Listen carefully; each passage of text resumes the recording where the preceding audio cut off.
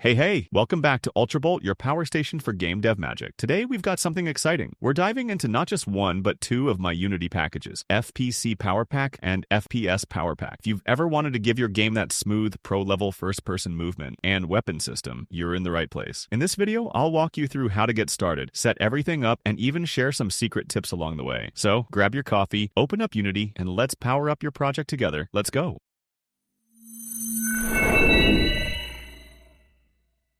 Alright, let's take a quick tour of what you'll be working with. Both FPC PowerPack and FPS PowerPack come with scripts that are packed with features, and I've made sure everything is neatly organized inside a custom inspector. This means you won't be digging through endless code files just to tweak one setting. Instead, you can control everything right here in the Unity editor. For example, the player behavior script in FPC PowerPack handles movement, running, crouching, sliding, swimming, stamina, and more, all in one place. Then, in FPS PowerPack, you've got the full weapon system: shooting, reloading, aiming, recoil, weapon switching, everything ready to go. Each feature has its own variable with clear labels and tooltips, so you know exactly what you're adjusting. And because it's all in the custom inspector, it's easy to experiment and see results instantly.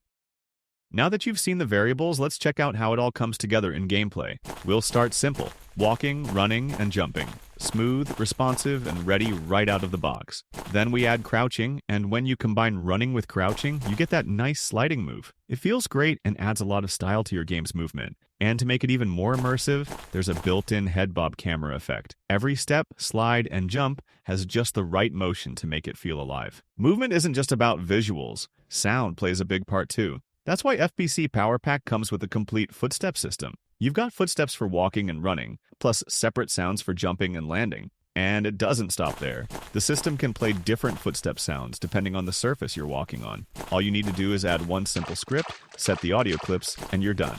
You can even trigger them by the GameObjects tag. Now let's take it underwater. When the player enters a water trigger, the movement system automatically switches to swimming mode. While swimming, you can move in all directions, and the gravity is adjusted so it feels natural and fluid. It's a completely different movement style, but still fully integrated with the rest of the controller. And for a bit of challenge, staying underwater too long will cause the player to start drowning. If you don't make it back to the surface in time, well, you know what happens. Let's break down the swimming controls. Horizontal and vertical movement work just like normal. Jump makes you swim upward, and crouch makes you swim downward. And yeah, you can crouch underwater. This means you can slip into tight spaces or hidden passages while swimming, opening up a lot of creative level design possibilities. Next up is the jump boost. Remember the skating mechanic? Well, here's where it gets interesting. If you jump immediately while skating, you'll get a much bigger jump range. It's great for crossing gaps or pulling off some flashy moves. And if you miss the jump, no problem. You can climb ladders to get back up, so exploration never stops.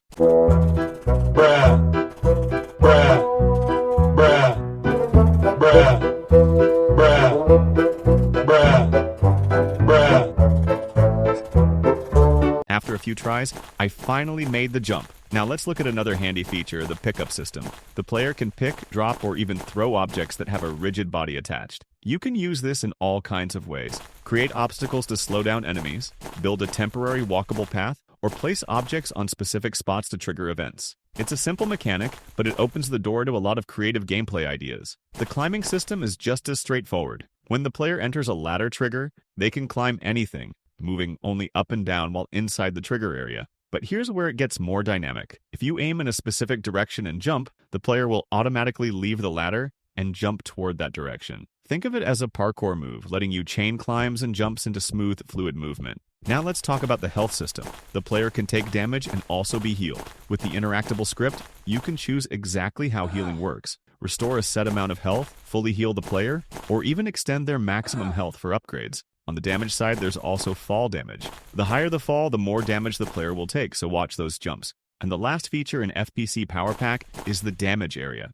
It's a simple script you attach to a trigger, set the damage amount, and choose the rate per second. With this, you can easily create hazards like gas, lava, fire, or electricity, or even use it as a hitbox for traps and special attacks. It's flexible, easy to set up, and works with the rest of the health system right out of the box. And that wraps up the main features of FPC PowerPack. Of course, there are still a few hidden extras, like the camera shake system, where you can adjust the delay, intensity, and density for extra impact. Plus, the package includes a variety of helpful methods you can call from your own scripts. So, if you want a first-person controller that's packed with movement options, fully customizable and ready for expansion, FPC PowerPack has you covered. Now, let's switch over to the FPS PowerPack and see how it takes your gameplay to the next level.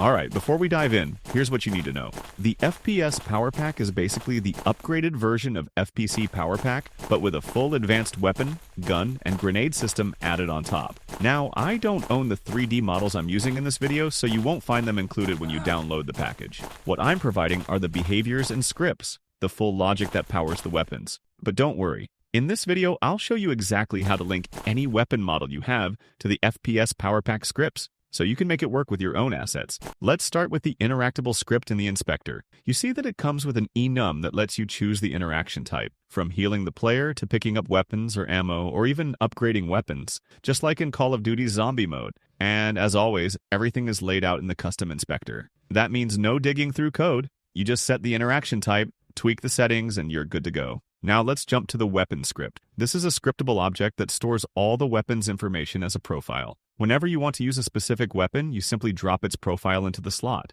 It covers everything, from shooting types like single or multiple shots, to using projectiles instead of raycasts like RPG. Reloading is just as flexible. You can choose between two styles, clip-based reloading like pistols and rifles, or bullet-by-bullet reloading like shotguns and snipers. Now, let's set up a brand new weapon. First, create a new profile by right-clicking in the project window, then going to create Ultrabolt, New Weapon Profile. Next, I like to keep things organized, so I make a copy of an existing weapon folder. This way, you can add your models, animator, prefab, all in one place. After that, we just fill in the information for our new weapon. For this example, I'll go with the UZI. Next, we need a firearm model that will spawn when the player picks up the weapon. It's really simple. Just take your model, attach the firearm script to it, and that's it. No extra setup needed. Once it's ready, save it as a prefab and then attach that prefab to the weapon profile we just created. This way, when shooting, the firearm script will automatically play the muzzle flash effect if attached. Now you can start tweaking the variables to set up your weapon exactly how you want. Every option has a tooltip, so you'll always know what it does. I made sure all the functions are clearly explained so you can experiment without guessing. Now, about reloading, you can see how smooth it looks in action. But the best part, the ammo system uses IDs. That means a weapon that uses SMG ammo can only pick up ammo with the same ID. If it doesn't match, the interactable script will simply ignore it. This way, you can easily control ammo types and keep your gameplay balanced. Now for the last step, setting up the animations. As we mentioned earlier, there are two types of reloading, clip-based and bullet-by-bullet. First, determine which one your weapon model uses, then follow these steps. Create a new override animator and attach either the shotgun or handgun animator, depending on your reload style. Next, just fill in the animation fields and attach this new animator controller to your firearm prefab. At this point, you've got a fully working weapon ready to go. But here's an important note. Reloading is triggered via an animation event. So in your reload animation, make sure to call the insert method at the exact frame where the ammo is actually loaded. Before we jump into the game, you can set this weapon as the player's default starting weapon. You can also control how many weapons the player is allowed to carry at once. If the player is already holding the maximum and tries to pick up another, the system will automatically swap the current weapon with the new one. Not a fan of that style. No problem. Just set the max weapons to 0, and the player will be able to pick up as many weapons as they want without any limits. As you can see, everything works smoothly. But let's make things a little funky. Have you ever seen an AK-47 shoot grenades? Yep, just switch the weapon to use projectiles instead of raycast and tell it what it should shoot. The grenade script has two important options: explode after a delay and explode on collision. In my case, I'm going for something wild, so I'll create a brand new weapon and call it RPG-47. I know it's lazy, but the idea is funny for sure. The coolest part is, when there's an explosion near the camera, it'll start shaking, instantly giving more life and impact to the gameplay, and of course you could call that method with custom shake amount and delay. But that's not all. There's also a script that handles all the impact effects like blood splashes or bullet impacts, and also play the sound effects if attached. On top of that, there's an abstract health system for enemies or props, making setup way easier. With it, you can make them take damage, receive fall damage, or even drown, just like the player, and of course, everything are optional for you.